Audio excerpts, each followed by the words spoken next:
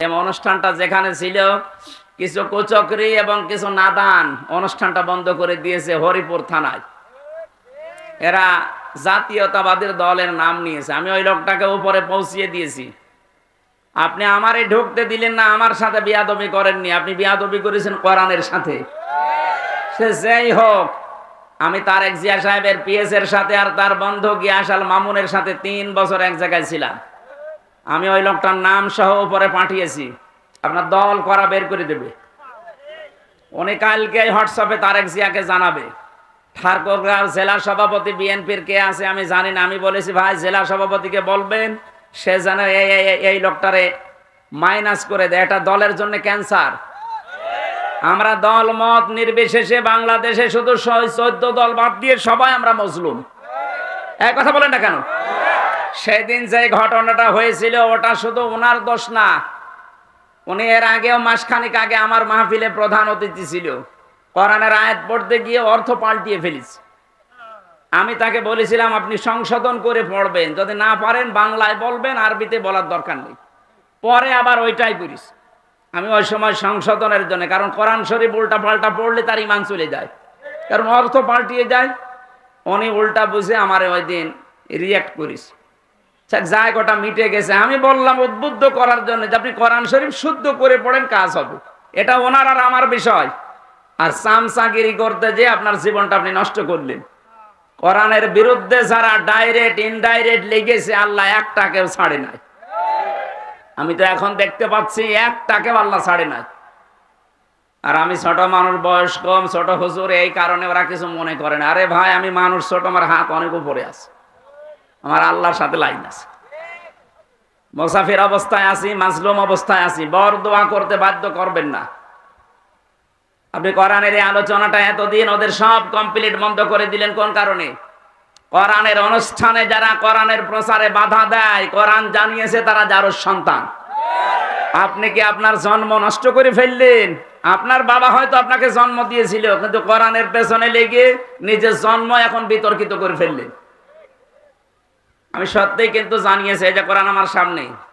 আমি অপু ভাইকে বলেছি তারেক জিয়া পিএস এর সাথে যে এইরকম একটা লোক সেদিন বক্তব্য দিয়েছে, এটা বিএনপির লোক না, এটা একটা ক্যান্সার। আমরা সবাই মজলুম ছিলাম ওই 14 দল বাদ দিয়ে। আমার ব্যক্তিগত কারণে না, কোরআনের কারণে আমি সংশোধনী দিয়েছিলাম। আপনি উল্টা দিকে নিয়ে গেলেন কোন কারণে? বলে আমারে পাগল বলা হয়েছে। আপনি পাগলই, আপনি পাগল নাতে কি বলেন তো? আপনি যদি জ্ঞানী মানুষ হইতেন, আমি একজন আলেম, শুধু বাংলাদেশ না বিশ্বের বহু দেশে কোরআনের দাওয়াত নিয়ে যাচ্ছি, আপনি সম্মানার্থে ওই দিন থেকে লজ্জা করে আরো শিখে আমাকে শোনাতে পারতেন। আপনি উল্টা পাল্টা পড়ে কোরআনের অর্থ পাল্টিয়ে ফেললেন, নিজের ইমানটাও নষ্ট করে ফেললেন। কি পড়ে কলিল্লাহুম্মা লিল্লাহ, কি আন্দাজে বলে? আল্লাহর কোরআন শরীফকে আপনাকে ইয়ারকি মারার জন্য দিয়েছে। আপনি পড়তে পারেন না, পড়বেন না।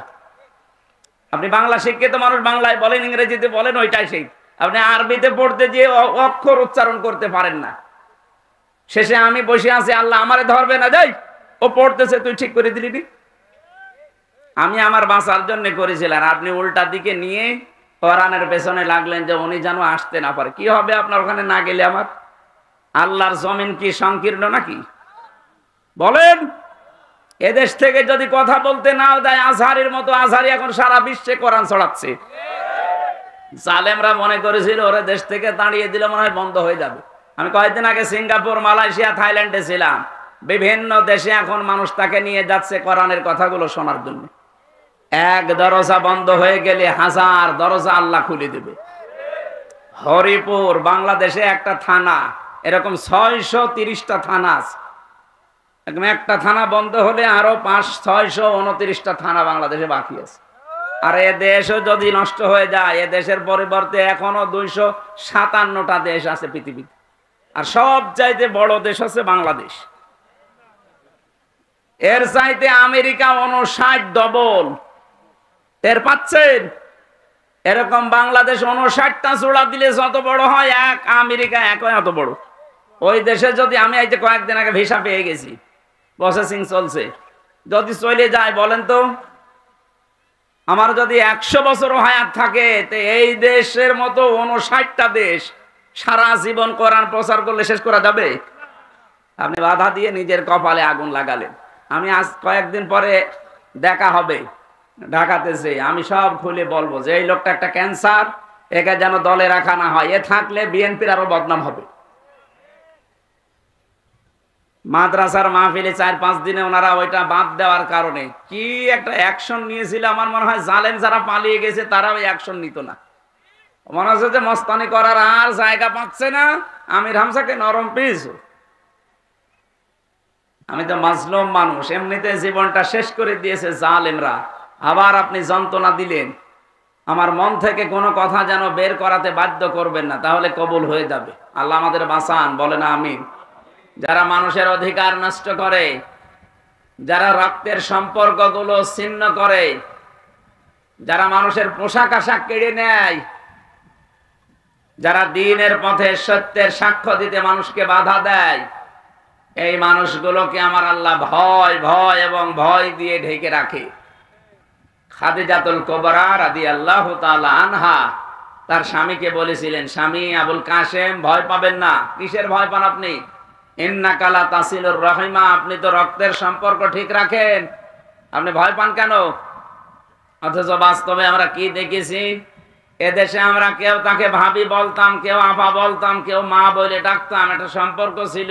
অথচ তিনি পালিয়ে চলে গেলেন ভয়ে, আমাদের সব সম্পর্ক মাঠে মারা গেল। আপনি কথা বোঝেন? অন্তত আমার বাড়ি খুলনা বিভাগে, আমরা ভাবি বলে ডাকলেও রংপুর বিভাগের মানুষ তো অন্তত আমরা আপা বলতাম, আপনারা ভাবি বলতেন না? আপনাদের ভাবি না? পুত্রবধূ ভাবি, এই তো। কোথায় গেল সে সম্পর্ক? যাওয়ার আগে বলেও গেল না। এই সমস্ত দেবর, এই যে দেবর বসে আছে, সব দেবর এখন এতিম। ভাবের সাথে মানুষ একটু টাঙ্কি মারে, সেটাও করতে পারলেন না। এই যে রক্তের সম্পর্ক সব নষ্ট করলেন। যারা মানুষের রক্তের সম্পর্ক ঠিক রাখে না, নষ্ট করে দেয় আত্মীয়তার সম্পর্ক, তাদের অন্তরে ভয় লাগিয়ে দেয় কে? এই কারণেই তো পালিয়েছে। এত ভয় কিসের আপনার? 15.5 বছরে যাদের ওপর অত্যাচার করেছিলেন, একটা লোক তো ভয়ে পালিয়ে যায়নি। আপনার কিছু হয়নি, কেবল শুরু, আর আপনি ভয়ে পালিয়ে গেলেন। মানে তার মানে বোঝা যাচ্ছে এই হাদিস অনুযায়ী আপনি আত্মীয়তার সম্পর্ক ঠিক রাখেননি, সব নষ্ট করে ফেলেছেন। সবচাইতে বড় বিষয়, বাংলাদেশ থেকে বাইরে যারা যায় তারা রেমিটেন্স যোদ্ধা হিসাবে মাসে মাসে তারা এই দেশে টাকা পাঠায়। আপনি 3 মাস চলে গেছেন, একটা টাকাও আমরা পাইনি। পেয়েছি আমরা, টাকা পেয়েছি। কি করছেন আমরা জানি না, যাই করেন আমাদের টাকা লাগবে। বড় লোক জামাই পেয়েছেন, অন্তত জামাইয়ের কাছ থেকে যেভাবেই হোক পকেট মেরি হলেও টাকা পাঠান। আমরা ঋণী হয়ে গেছি। এই দেশে এখন এমন ঋণের বোঝা, 2 নাম্বার শব্দ ছিল তাহমিলুল কাল্লা। হে নবী, আপনি তো ঋণের বোঝা বহন করেন, মানুষের কষ্টের বোঝা বহন করেন, দুঃখের বোঝা বহন করেন, আপনি ভয় পান কেন? পৃথিবীতে যারা মানুষের বোঝা বহন করে দেয়, সে কষ্টের হোক, ঋণের হোক, দুঃখের হোক, তাদের ভেতর থেকে আল্লাহ ভয় দূর করে দেয়। আর এমন ঋণ দিয়ে গেল, এমন কষ্টের বোঝা এ দেশের মানুষকে দিয়ে গেছে। 3732 জন মানুষ মারা গেছে, 2780 জন মানুষ হাসপাতালে কাতরাচ্ছে, 20,000-এর উপরে বিভিন্ন রকমের অঙ্গহানি হয়েছে। বলেন, এই যে মানুষগুলো যারা পড়ে আছে হাসপাতালের বেডে, এরা তার পরিবারের কাছে, তার মা বাবার কাছে, ভাই বোনের কাছে, সমাজের কাছে, দেশের জন্য এখন বোঝা না? এক কথা বুঝতেছেন? এই যে বিশাল বোঝা আপনি দিয়ে গেলেন, মানুষের কাপড় চোপড়, এমনকি পোশাক আশাক পর্যন্ত খুলে ফেলেছেন আপনি। সম্মানের পোশাক পরা ছিল কত মানুষের, সে পোশাক পর্যন্ত খুলে তাকে ন্যাংটা করে দিয়েছেন। জাতির সামনে সংসদে দাঁড়িয়ে বলেছে মাওলানা মামুনুল হক ধর্ষণকারী। জোরে বলেন নাউজুবিল্লাহ। আপনার চাইতে তার ভেতরে আল্লাহর ভয় কম নেই।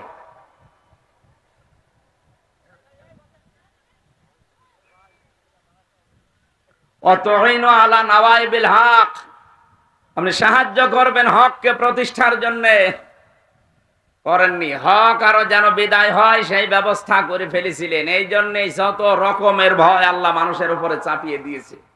তাহলে হাদিস থেকে আমরা বুঝলাম যারা মানুষের আত্মীয়তার সম্পর্ক ঠিক রাখে না, রক্তের সম্পর্ক যারা ঠিক রাখে না, এ বাংলাদেশে এরকম মানুষ নেই?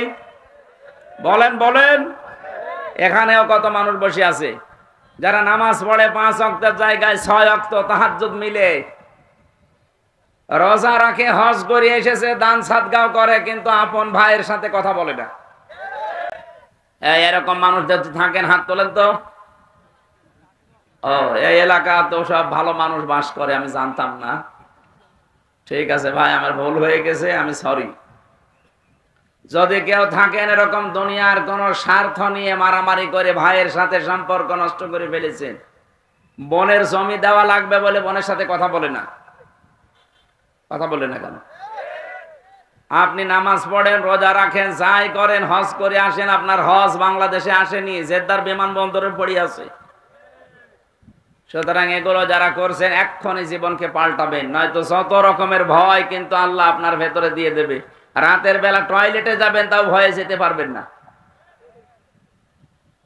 আমি একবার নাটোর থেকে বাড়ি যাচ্ছিলাম, নাটোর, পুলিশ গাড়ি থামিয়ে বলছে, হুজুর গাড়ির সামনে মুফতি আমির হামজা লেখা আছে, এই জন্য গাড়ি থামালাম। কেন? ফু দিয়ে দেন। কিসের ফু?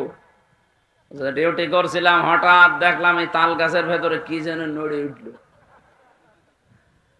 না, এ ফু দিয়ে হবে না, আপনি হয়তো কারো অধিকার নষ্ট করছেন, আপনার দ্বারা কোনো মানুষের হক নষ্ট হচ্ছে। আপনার দ্বারা যে সম্পর্কগুলো ছিল, হয় আপনার ভাইয়ের নাই, বোনের নাই, ছেলে মেয়ের নাই, যে কোনো আত্মীয় স্বজনের সম্পর্ক হয়তো নষ্ট হয়ে গেছে, এই জন্য আল্লাহ আপনার ভেতরে ভয় তৈরি করে দিয়েছে। আমি শুধু পুলিশকে বলি না, সবাইকে বলছি, যার সাথে যার রক্তের সম্পর্ক আছে এটা কিন্তু নফল না, এটা ফরজ। বিশ্বনবী বলেন, আল্লাহ সব কিছু তৈরি করার পর এই যে রেহেম, যেটা রক্তের সম্পর্ক, আত্মীয়তা, এটা আল্লাহর পা চেপে ধরেছিল। ডাক দিয়ে বলে, মাবুদ তুমি আমার সম্পর্কে তো কিছু বললে না, সবার সম্পর্কে কম বেশি তুমি কিছু বললে, আমি কি আমার সম্পর্কে কিছু বলবা না? আল্লাহ পাক বলেন, শোনো, তোমার সাথে সম্পর্ক যারা ঠিক রাখবে, আমি আল্লাহ তাদের সাথে সম্পর্ক ঠিক রাখবো। তোমার সাথে যারা সম্পর্ক ঠিক রাখবে না, যারা তোমার সাথে সম্পর্ক কাট করে দেবে, আমি আল্লাহ তাদের সাথে সম্পর্ক নষ্ট করে ফেলবো। বলেন নাউজুবিল্লাহ। কত বড় বিষয় দেখেছেন? অথচ দেখতে মনে হয় আকাশ থেকে কেবল জিবরাইলের ভাই পালিয়ে এসেছে, অথচ নিজের আপন বোনের বাড়ি যায় না। এক কথা বলছে না কেন? আরে সম্পর্কগুলো নষ্ট করার পেছনে ভূমিকা পালন করে ওর বউ। কি বলেন? ওর বউকে পানি পোড়া খাওয়ায় ওর বউর মা আর ওর বড় বোন। ওখান থেকে শুধু ঔষধ দেয়, আর কতদিন একা একা থাকবে এইভাবে? আলাদা হয়ে যা, তোর ননদ দেবরে সব শেষ করে ফেললো, আলাদা হয়ে যা, আরামে খেতে পারবি। এরকম ক্রমন্তনা দেওয়ার মতো মানুষ দেশে নেই। হাজারো বউ এই মন ছোট হওয়ার কারণে আজ হাজারো পুরুষ মানুষ মা বাবাকে আলাদা করে দিচ্ছে, অথবা শেষ পর্যন্ত বৃদ্ধাশ্রমে রেখে আসছে। এই যে পাশের জেলা নীলফামারী, এখানে কিশোরগঞ্জে সেদিন গিয়েছিলাম বৃদ্ধাশ্রম দেখার জন্য। দেখি এই পাশে 20 জন, এই পাশে 20 জন, নারী আর পুরুষ, মা আর বাবা বসে আছে। ওদের চোখের দিকে তাকালেই মনে হচ্ছে ওরা সন্তানের জন্য বরদোয়া করছে, অথচ ওদেরও আমার মতো ছেলে মেয়ে আছে। না, ঠিক করছেন না আপনি। সম্মানিত মা বোন যারা এসেছেন পুত্রবধূ হয়ে, আজ যা করছেন 20 বছর পরে ওইটাই আপনাকে ফেরত দেওয়া হবে। বলেন, আপনি নিজের মা বাবা, আত্মীয় স্বজন, চাচা খালু মামা আসলে তো পাগল হয়ে যান, আর শ্বশুরের কুলের কেউ আসলে, স্বামীর ভাই, স্বামীর বোন, কেউ আত্মীয় স্বজন আসলে আপনার মন পাওয়া যায় না, মুখ মনে হয় পেঁচা ধরিস। এরকম ছোট মনের বউ দেশে নেই? কার কার বর এরকম মন ছোট? হাত তোলেন তো। আরে ভাই, ক্যামেরা আমার দিকে, হাত তোলেন, অসুবিধা নেই, তোলেন। হ্যাঁ, 2 হাত তুলিস আবার।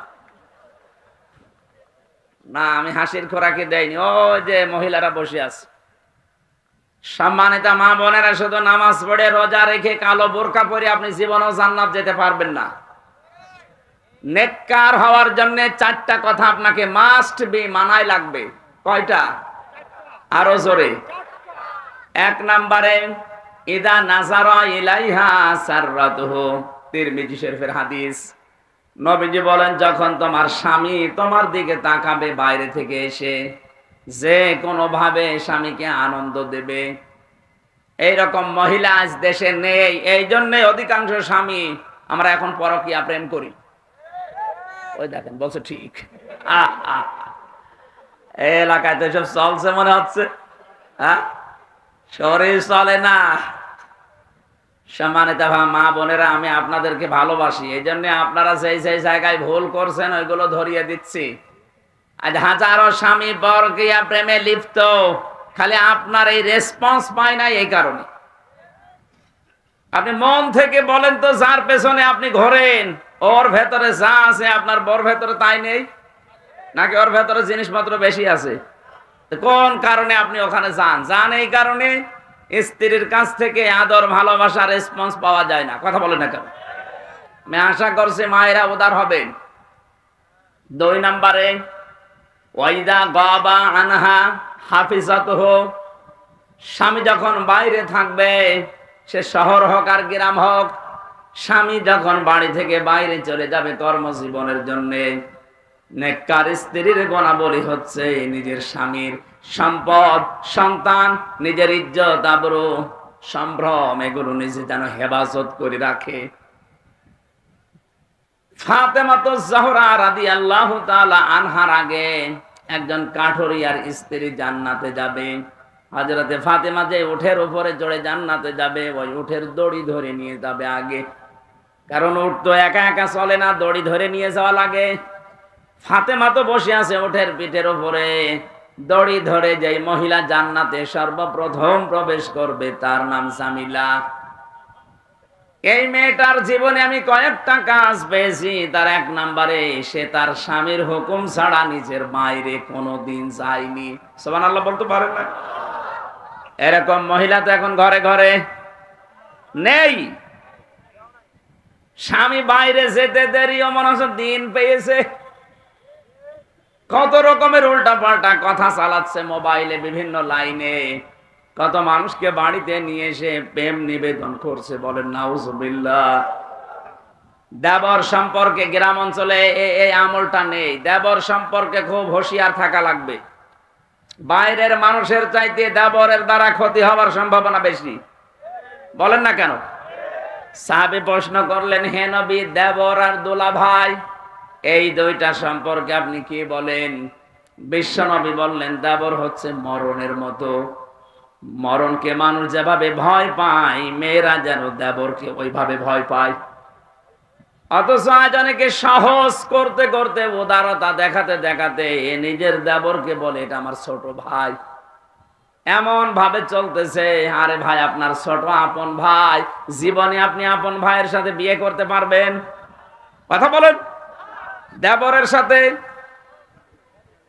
কি করে ছোট ভাই হইল?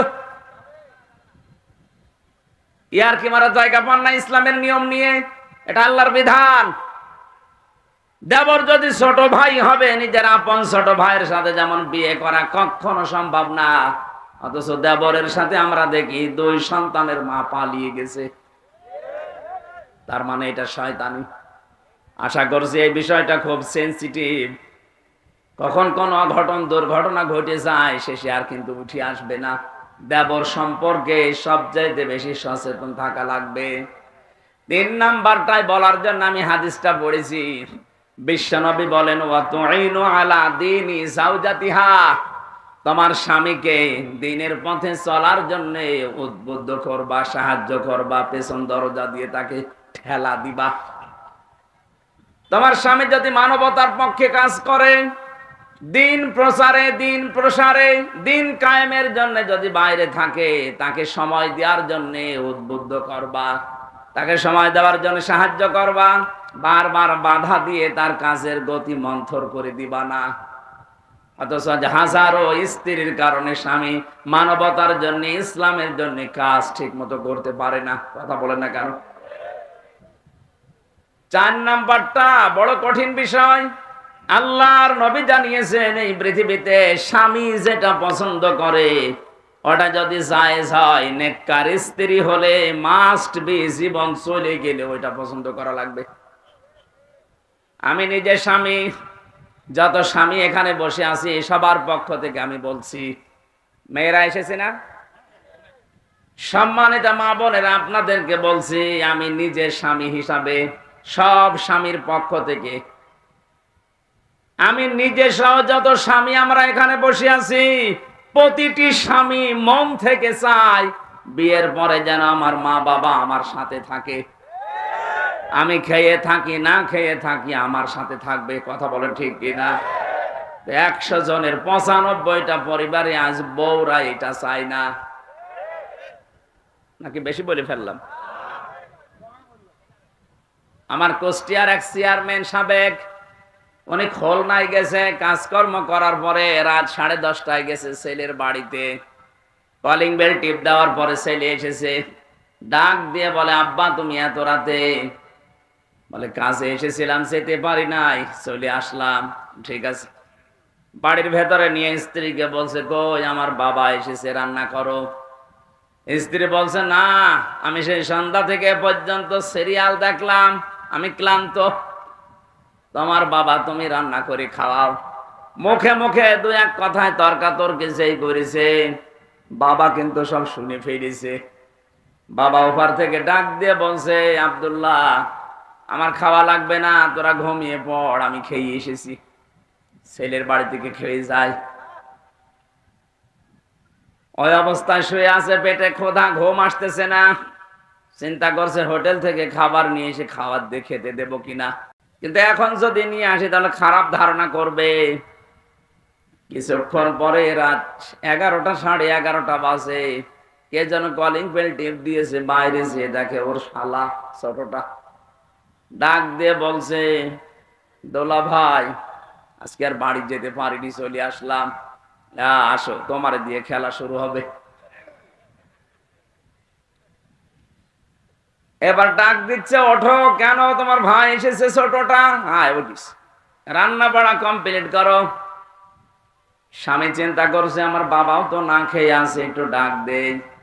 যে বলছে আব্বা তোমার বৌমা রান্না করেছে তোমার জন্য, তুমি খাবা না। বাবা টের পাচ্ছে না, ওখান থেকে সব আবার শুনেছে, বলছে বাবা আমার খাওয়া লাগবে না, আমার পেট ভরায় আছে, তোরা খেয়ে ঘুমিয়ে পড়। সকালবেলা বাবা কিচ্ছু না বলে ব্যাগটা নিয়ে চলে যাচ্ছে, ছেলেটার সামনে গিয়ে দাঁড়িয়ে বলছে আব্বা তোমার বৌমা রান্না করছে নাস্তা, তুমি খেয়ে যাবা না? বাবা চোখের পানি ফেলে দিয়ে বলে সন্তান আমি যেদিন তোর ছোট শালা হব ওই দিন খেয়ে যাব। না না, আমি হাসির জন্য বলি না। ও ঠাকুরগাঁওবাসী, আমার যতটুকু বাস্তবতায় জ্ঞান আছে আমি তো দেখতে পাচ্ছি, শুধুমাত্র কুষ্টিয়ার ওই সাবেক চেয়ারম্যান না, এখানে বহু মুরব্বী বসে আছে, তার পুত্র বধূর কাছে ওই রকমই। বলেন কি হয়েছে আপনার? মা বাবাকে খেতে দেব আমি পছন্দ করি, আমি মন থেকে চাই যে আমার মা বাবা আমার সাথে থাকবে, শেষ বয়সে সাথে নাতি নাতক এগুলো নিয়ে তারা আনন্দে থাকবে। আর আপনার এই ছোট মনের কারণে আমার মা বাবার মন থেকে আমি পর্যন্ত সরিয়ে গেছি। সম্মানিত মা বোনেরা, কোন কাজে স্বামী খুশি থাকে আপনি তো জানেন না, যেহেতু আমি স্বামী আমি বলে দিচ্ছি, এই ঔষধটা আপনি অ্যাপ্লাই করবেন। যদি সত্যি স্বামীর মন পেতে চান, নিজের মা বাবাকে যেভাবে দেখেন স্বামীর মা বাবাকে ওইভাবে দেখবেন, তার চাইতে বেশি সেবা যত্ন, বেশি কথা শুনবেন, তার সাথে ব্যবহার আচার ভালো করবেন, কসম আল্লাহ আর মন থেকে স্বামীর ভালোবাসা আপনিও পাবেন। আর যদি এইটা না করেন, হ্যাঁ আপনার সাথে উপরে উপরে হয়তো ভালোবাসা দেখাবে, শুধু সংসার করার জন্য 24 ঘন্টা লোকটা শেষ পর্যন্ত মানসিক রোগী হয়ে যাবে। আর এইটা আমার এই দেশে 100টার প্রায় 95টা পরিবারে। কথা বলেন ঠিক কিনা? আশা করছি এই ইঙ্গিত দেওয়ার কারণে মা বোনেরা একটু মেনে চলবেন, আমাদের পরিবারটা মিনি জান্নাত হয়ে যাবে ইনশাআল্লাহ। দল মত জাতি বর্ণ ধর্ম নির্বিশেষে কোরআনের এই অনুষ্ঠানে যারা আজকে এই দিনের বেলায় হাজারো কাজ ছিল, কত গুরুত্বপূর্ণ মানুষ বসে আছে, এদের সব কাজ বাদ দিয়ে কোরআন থেকে কথা শোনার জন্য যারা এসেছেন, এটা ইবাদত চলছে। কি চলছে বলেন তো? বলেন আলহামদুলিল্লাহ। দরুদ আর সালাম পাঠের মাধ্যমে আজকের তেলাওয়াতকৃত আয়াত থেকে মানবীয় কিছু দর্শনীয় গুণ আছে, মানুষের ভেতরে কিছু দর্শনীয় গুণ আছে, এই গুণগুলো যেন আমাদের ভেতরে না থাকে, এই কথাগুলো আল্লাহ কোরআনে জানিয়েছেন। আমরা এখন অ্যাডভার্টাইজ করব তাফসীর আকারে ইনশাআল্লাহ। জবান খুলে কোরআনের আয়াত আমি সূরা মারিজ থেকে পড়েছি, 19, 20, 21, 22, 23। এই রুকু থেকে আমরা যতদূর পারি তাফসীর আকারে কথা বলতে চাই। আউযু বিল্লাহি মিনাশ শাইতানির রাজীম। বিসমিল্লাহির রহমানির রহিম। ইন্নাল ইনসানা খুলিকা হালুআ। আল্লাহ পাক বলেন, অবশ্যই আমি মানুষকে অস্থির করে বানিয়েছি। মানুষকে বানানোই হয়েছে অস্থির চিত্র দিয়ে, সব সময় ব্যস্ত মানুষ, এটা মানুষের স্বভাব। তামাম দুনিয়ায় যত মানুষ আল্লাহ পাঠিয়েছে, আদম থেকে শুরু করে আজকের এই দিন পর্যন্ত যে আসতেছে, এখান থেকে কিয়ামত পর্যন্ত যারা আসবে, সবার ভেতরে অস্থিরতা কে দিয়েছেন? মানুষ বানানোর সময় আল্লাহ দিয়ে দিয়েছেন। ইদা মাসাহু শাররু জাযুআ। এ মানুষ যখন কোনো কষ্ট, বিপদ, মুসিবতে পড়ে, তখন হায় হতাশ করে, হতাশা তাকে ঘিরে ধরে। এইটাও মানুষের গুণাবলী, স্বভাব। ওয়াইদা মাসাহুল খায়রু মানুআ। মানুষ যখন কোনো কল্যাণ পায়, নিয়ামত পায়, ভালো কিছু পেয়ে যায়, ওই মানুষ তখন আমি আল্লাহকে ভুলে, আমার নিয়ামতকে ভুলে যায়, তখন কৃপণ হয়ে যায়। ঝড় ঝাপটা যখন আসে, তখন আমার কথা ছাড়া কারো কথা ওর মনে থাকে না। যখন ঝড় থেমে যায়, যখন জলোচ্ছ্বাস থেমে যায়, এই মানুষগুলো নির্দ্বিধায় আমি আল্লাহকে ভুলে বিভিন্ন সৃষ্টির প্রশংসায় রত হয়ে যায়। এটা মানুষের স্বভাব। তার মানে এখান থেকে 3টা নিন্দনীয় গুণ আল্লাহ আমাদেরকে বর্ণনা দিলেন। 1 নম্বরে মানুষ অস্থির, সব সময় ব্যস্ত। 2 নম্বরে কোনো বিপদ আপদ মুসিবতে পড়লে মানুষ হায় হতাশ করে, হতাশা নিরাশা তাকে ঘিরে ধরে। 3 নম্বরে কোনো নিয়ামত যদি পায়, কল্যাণ কিছু পেলে মানুষ কৃপণ হয়ে যায়। এই স্বভাবগুলো মানুষের কার? আমাদের ভেতরে নেই? এখানে মানুষ পদবাচ্য যারা বিবেচিত, যার নাম মানুষ, তার ভেতরে এই গুণাবলীগুলো আছে। আল্লাহ বলেন আছে, মাস্ট বি। ইন্না দিয়েছেন, ইন্নাল ইনসানা খুলিকা হালুআ। অবশ্যই, তার মানে আছে। আল্লাহ এগুলো বলতে বলতে এবার হঠাৎ করে আলোচনার ধরন পাল্টিয়ে ফেলেছেন। আল্লাহ পাক এবার ডাক দিয়েছেন, ইল্লাল মুসাল্লিন। দুনিয়ার মানুষেরা এই গুণগুলো দুনিয়ায় সবার ভেতরে আছে, কিন্তু মুসল্লি যারা, তাদের ভেতরে এই গুণ নেই। কাদের ভেতরে? প্রশ্ন আসতে পারে, আমরা কি মুসল্লি না? আমরা নামাজ পড়ি না? হ্যাঁ, নামাজ পড়ি। এখন নামাজ যারা পড়েন, তারা যেহেতু মুসল্লি, কোন নামাজি আল্লাহ এর পরে বর্ণনা দিচ্ছেন, আল্লাযীনা হুম আলা সালাতিহিম দাইমুন। ওই মুসল্লির ভেতরে এই গুণগুলো থাকবে না, যেই মুসল্লি নিয়মিত সদা নামাজ পড়ে।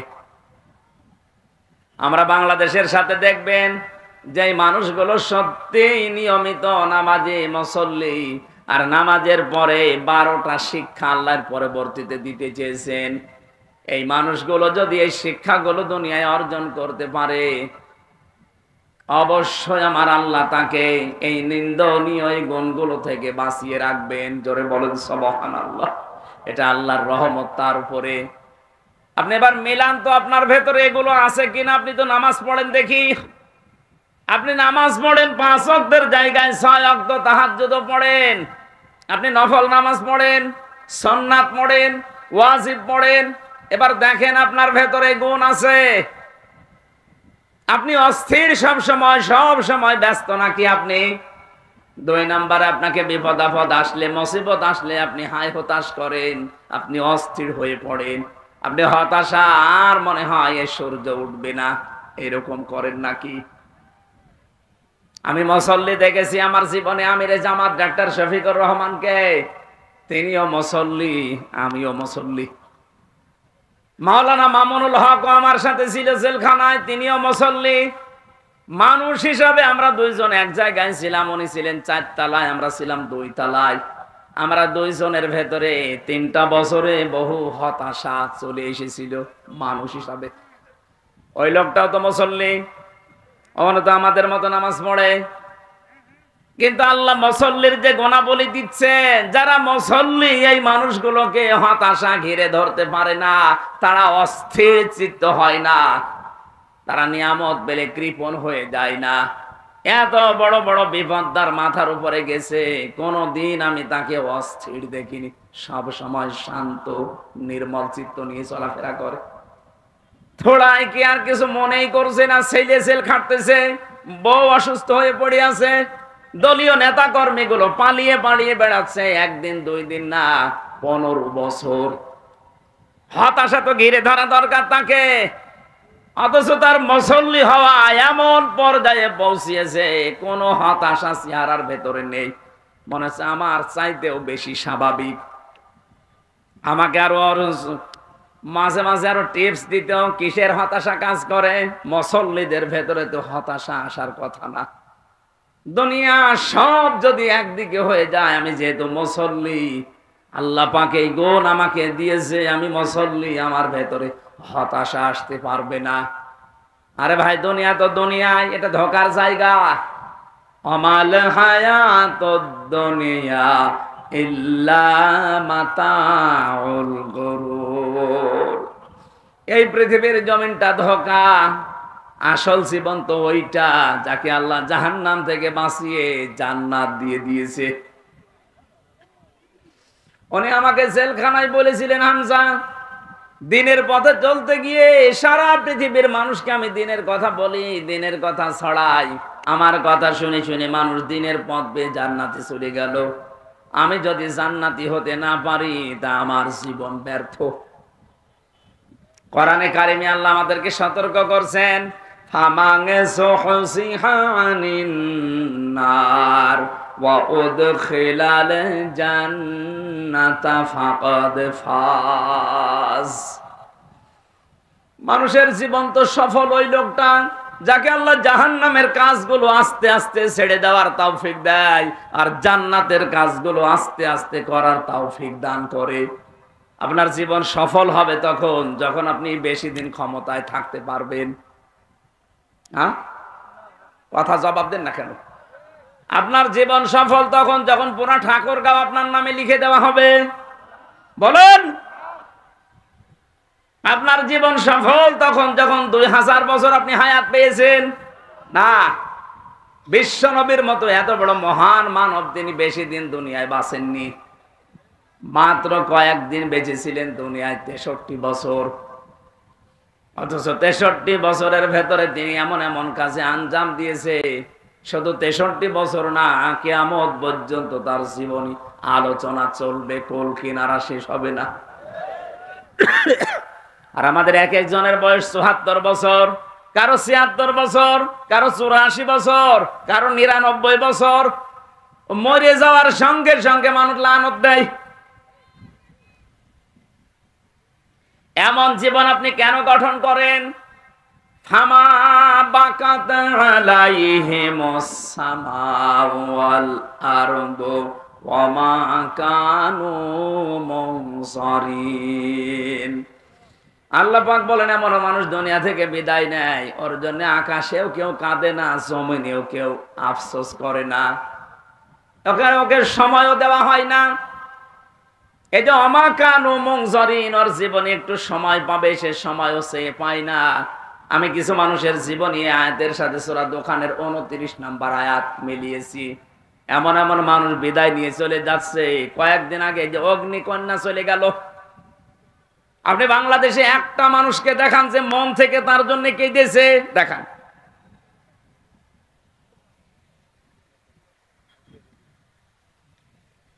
এই জিনিস কি ঠিক আছে? আমাদের উচিত হচ্ছে এমন জীবন তৈরি করা যে জীবনে আসার সময় আমাকে দেখে মানুষ হেসেছিল, কিন্তু যাওয়ার সময় আমাকে দেখলে মানুষ যেন কান্দে।